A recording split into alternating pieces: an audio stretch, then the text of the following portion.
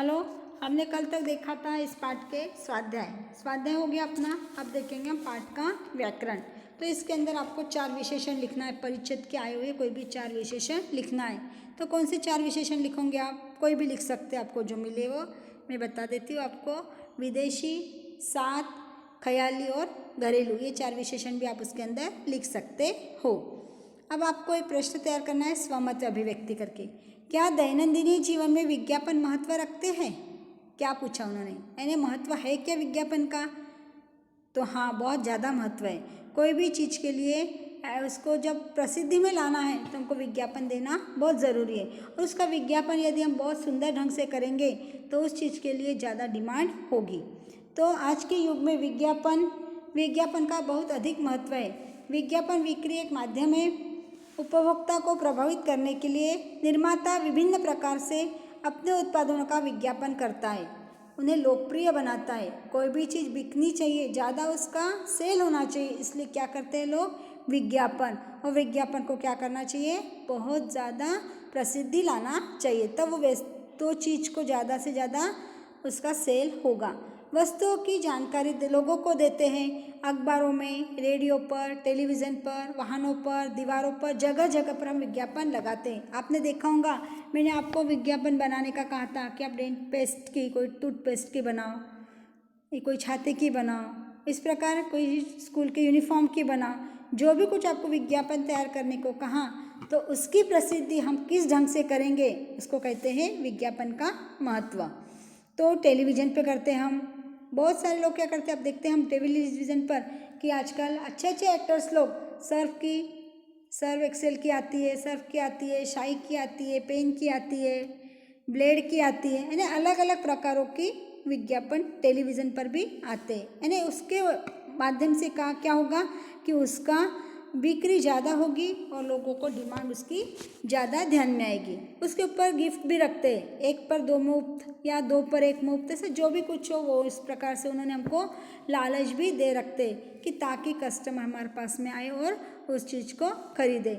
इसलिए कहा है कि अपने जीवन में विज्ञापन बहुत ज़्यादा महत्व रखता है। इतना ही नहीं, आप साड़ियों की जब देखते हैं एडवर्टाइज, कितनी सुंदर सुंदर साड़ियाँ बताते हो, और एक्चुअल में जब लेते हैं तो उतनी कोई खास होती नहीं है, यानी हमको दिखावा ज़्यादा होता है, चीज़ बहुत अच्छी नहीं मिल पाती। इस प्रकार विज्ञापन का भी महत्व हमारे समाज में या हमारे जीवन में बहुत ज़्यादा महत्व रखता है। और विज्ञापन जब प्रभावित होगा तो लोगों को उससे ज़्यादा लेने में भी ज़्यादा सेल होगा और ज़्यादा लेने में भी आएगा। इस प्रकार विज्ञापन के ऊपर आप अपने स्वमत लिख सकते हो। ठीक है, समझ में आया? अब उसके बाद में हम देखेंगे, आपको छोटे छोटे प्रश्न दिए, आपको उन प्रश्नों का उत्तर लिखना है आपके नोटबुक में।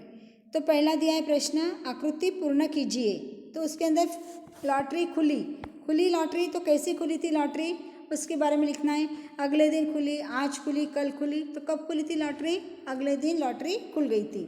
यह सब लॉटरी का था। क्या था? यह लॉटरी का प्रताप था। लॉटरी नहीं मिलती थी तो उनके घर में रेफ्रिजरेटर नहीं आता था। जब रेफ्रिजरेटर घर में आया तो क्या हुआ, कितने दिन लगे अब आपको सत्य असत्य लिखना है।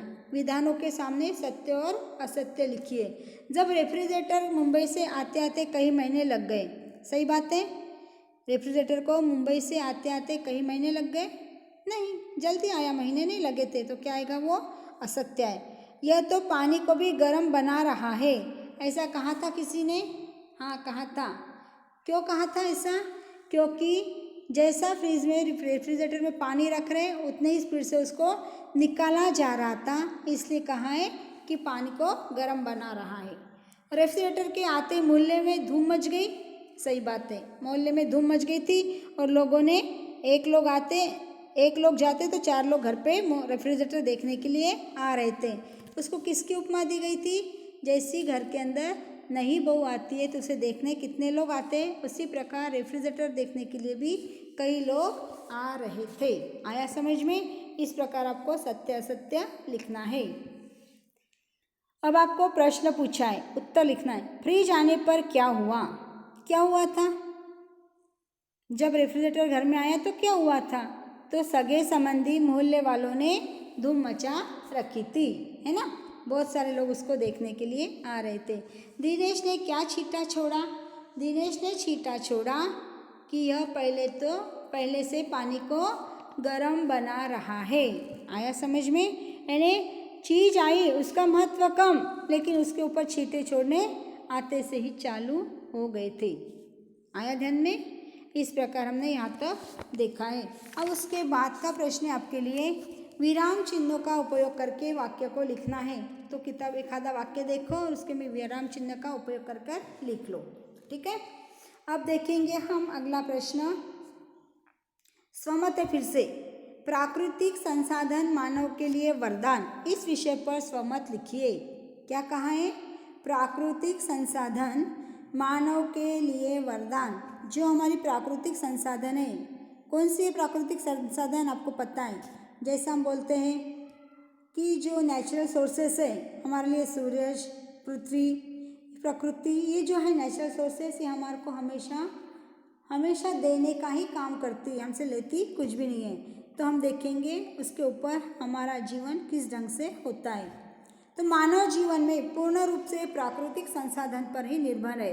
हम काय के ऊपर निर्भर है? हमारे को वनस्पति चाहिए, भूमि चाहिए, फल चाहिए, फूल चाहिए, अनाज चाहिए, लकड़ी चाहिए, खनिज चाहिए, सारी चीज़ें चाहिए। तो ये हमको मिलती कहाँ से है?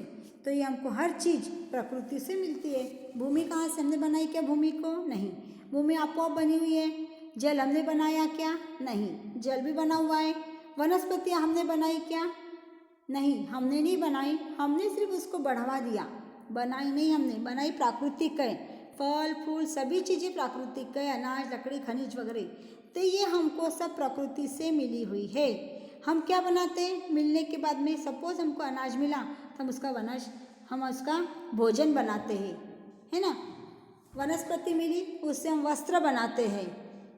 और भूमि मिली है, लकड़ी मिली है, तो उसका आवास बनाते रहने के लिए। इस प्रकार से हम हर चीज़ बनाते हैं। तो आपको लिखना है, मानव जीवन पूर्ण से प्राकृतिक संसाधनों पर निर्भर है और अपनी आवश्यकता के लगभग सभी चीज़ें प्रकृति से ही प्राप्त होती है। भूमि, जल, वनस्पति, फल फूल, अनाज, लकड़ी, खनिज सभी हमें प्रकृति से ही मिलते हैं। हम क्या बनाते हैं? हम भोजन बनाते हैं, वस्त्र, आवास, परिवहन, ये चीज़ें हम बनाते हैं। विभिन्न प्रकार के यंत्र आदि के लिए प्रकृति पर भी निर्भर करते हैं। यदि प्राकृतिक संसाधन नहीं होते तो पृथ्वी पर जीवन संभव नहीं होता। खनिज नहीं होता तो हमारा जीवन भी संभव नहीं होता। जो प्रकृति हमें जो कुछ देती है उसके प्रति हमारा भी कुछ कर्तव्य बनता है कि हमें प्राकृतिक संसाधनों का अपव्यय रोकना चाहिए, अपव्यय नहीं करना चाहिए। अपव्यय करेंगे तो क्या होगा? भावी पीढ़ी को बहुत तकलीफ पाना पड़ेगा। इसलिए हमें कहा है कि प्राकृतिक जो है, जैसा पानी है, पेट्रोल डीजल है, रॉकेल है, इन चीज़ों का हमको अपव्यय रोकना चाहिए, है ना। और हमको भावी पीढ़ी का ध्यान रखना है कि भावी पीढ़ी हमारी जो आने वाली है उनको भी प्राकृतिक संसाधन को हस्तांतरित करना है और उनको उन चीज़ों का ज़्यादा से ज़्यादा उपयोग होना चाहिए। इस बात का हमें ध्यान रखना है। इस प्रकार इस प्रश्न का आपको तैयार करना है, उत्तर लिखना है कि प्राकृतिक संसाधन मानव के लिए वरदान है, वरदान ही रहने देना, शाप मत बनाना उसका। इस प्रकार आपको इस प्रश्न के जितने आज पढ़ाए उन सभी के प्रश्नोत्तर आपको नोटबुक में लिखना है और मुझे बताना है। ठीक है, ओके, इतना ही रखेंगे आज।